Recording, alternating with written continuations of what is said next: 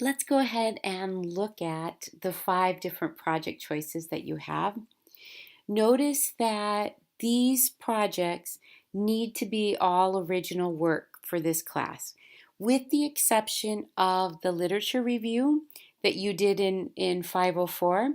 If you're continuing on with that topic, you are welcome to use that in this paper. But anything from previous classes is off limits, all right? So the first 2 projects are what we call literature surveys, which is a synonym for a literature review. And these are very large lit surveys. In 504, depending on when you took that, you did either a 10 or a 15 source lit review. And you can build on that and keep continuing on. These lit surveys both include a minimum of 50 references. So they're significant, right? And you're going to be summarizing the different research studies that you find, just like you did in 504. The difference between Lit Survey A and B comes in the ending section. If you look at Lit Survey A, your conclusion is going to be a critical analysis of the research that you found and a statement of implications for action. So based on this research, right, schools should be doing this, or we need to do more of this, or there is a lack of research in this area, or the studies only looked at this issue with elementary students. We need to be looking at it more with middle school and high school students, things like that. You'll also notice that at least half of your references need to be peer-reviewed studies, just like you used in 504. In Lit Survey B, the body of the literature review is the same, but instead of that implications for action part, you are going to include take a stand, your own personal reaction, your own position.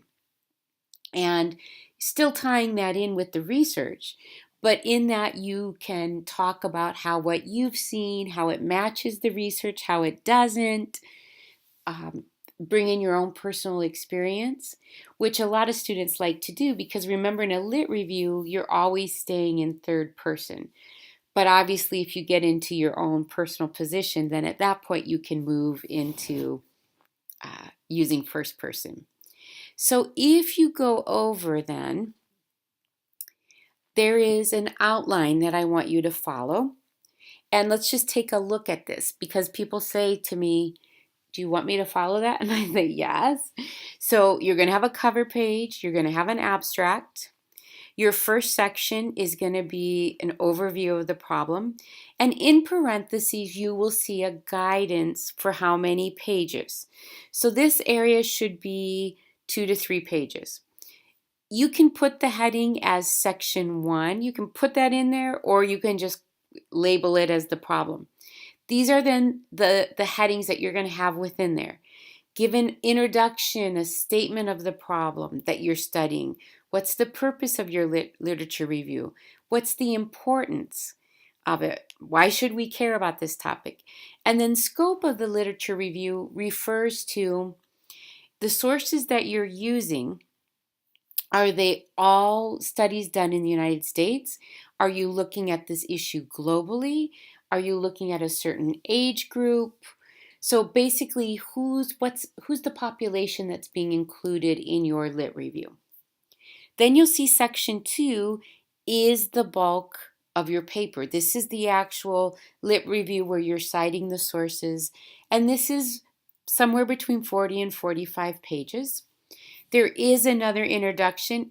It can duplicate this, but think about this is an introduction to the problem that you're studying in your literature review. This is an introduction to the literature review itself. So in this part, you might have a little historical section or something like that that just gives an overview of what your literature review is going to cover. And then section 3, the conclusion, 5 to 7 pages. If you're doing A, that's going to be implications and for further study, implications for action. Or if you're doing Lit Review B, it's going to be the position of the author. Then you'll see that you'll end with the reference list. And remember I talked to you about the in progress and I said 60% needs to be done. Down here it says, okay, you would need to have section 1 done and then half of the body of your literature review to be considered for that in progress grade. All right, so I always tell students a good time to do a literature survey or a lit review is when you feel like you have a gap in your own knowledge. For example, my second year of teaching, I was given a student who had ODD, oppositional defiance disorder. I had not had any training in that. And I was in a portable and he would push out the plexiglass windows and go running.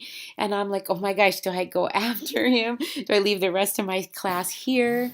This was before cell phones. I didn't even have a phone to call the office in my classroom. And he has a single mom. She was beside herself. She didn't know how to handle him. That would have been a perfect time in my career to do a lit review. I just didn't know what would trigger, what advice to give to his mom, what I could do in the class so that hopefully I wasn't triggering things that got him upset. So I had a gap in my own knowledge with more and more happening with different things like autism, right? We're getting more and more students who have special needs. Maybe it's how to work with GATE students. What are the effective ways? But anytime you feel like I've got a gap in my knowledge and I really want to delve into this topic and learn more about it. Let's look at project number 3, which is a creative project. And this type of project is very unique to this class in terms of you are creating a new and original project that doesn't currently exist, or it doesn't exist in the format that you would like it to. So oftentimes students will do curriculum development with a creative project. You'll notice that you still have a literature review with now 15 references included. And we want you to do the lit review to provide the research support for what you're doing. But the bulk of your time is going to go into creating whatever this is. You might be creating some kind of website to help teachers know how to deal with students who have ODD, like I just said. You might be creating a series of parent workshops. You might be creating curriculum. You might say, there's not a lot out there of creative inquiry lessons. So I'm teaching 4th grade. I want to develop a series of inquiry lessons that fit with the Common Core standards to be able to engage my students. So if you do a creative project, something that's also unique to this is that the project part you will then give to 2 or 3 people who would be knowledgeable in that area. It could be a principal, could be, your mentor teacher, it could be somebody at the district office who will give you feedback and give you suggestions for improvement, help you make changes, those types of things. So if we look at the outline for a creative project, it starts off the same problem, a shorter literature review. Then section 3 is a narrative, just about how did you get the idea to do this project? Who did you involve? Where did you get ideas from? Section 4 would be the write-up of to whom you gave your project, what kind of feedback did they give you, what did you do based on that feedback? Then that section ends with your reference list from your lit review. And then the appendix is the actual project. And if you decide to do a website, that could simply be the link to your website is fine. You'll also see the breakdown there for what needs to be done to get an in-progress grade. So I often tell students a, a creative project is great when you have a gap in your resources. So there's not something out there that um, is meeting your needs, right? Or it's something you haven't seen done before. So another example, when I started as a bilingual teacher, we had great picture books. I was teaching second grade for the English speakers, but not the Spanish speakers. And I had a whole separate curriculum, which didn't make sense to me.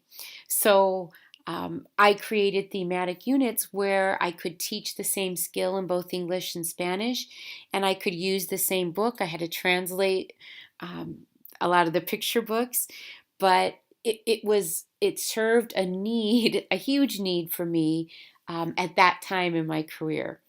So that would just be one sample. We'll look at the final two in the next video.